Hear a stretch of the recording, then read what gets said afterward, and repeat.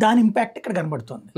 కార్యకర్తలు అంటేనే పార్టీ భుజం కాస్తారు అంటారు. చాలాసార్లు ఇలా దాడులు జరిగినప్పుడు కూడా పాపం ముందు వాళ్ళే వెళ్ళి తన్నులు తింటారు, వాళ్ళే గాయాల పాలవుతారు, ఇవన్నీ జరుగుతుంటాయి. కానీ అటువంటి కార్యకర్తను మనోడు అని అనుకోవడానికి లేదా వైసీపీ లాంటి పార్టీ? ఇప్పుడు వాళ్ళే దూరం అవుతారా రేపొద్దున తేడా వస్తే? దూరం అయితే ఇంత రావు కదా బేసిక్గా. కాకపోతే వాళ్ళకి ఎంత న్యాయం చేసామన్నది ఆత్మవిమర్శ చేసుకోవాలి. సాధారణంగా ఎవరి కాళ్ళు పవర్లో దిగినప్పుడు ఆత్మవిమర్శ చేసుకుంటారు, పవర్లోకి ఎక్కిన తర్వాత ఆత్మద్రోహం జరుగుతుంది.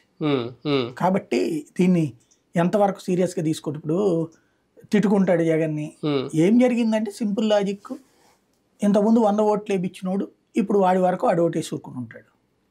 అభిమానం పోయి అవతల వాళ్ళకి వేసారని నేను అనుకోను, అభిమానం ఉంటది. కానీ 100 మందిని బతిలాడి తీసుకొచ్చినోడు ఇప్పుడు ఒకడే ఓటేశాడు.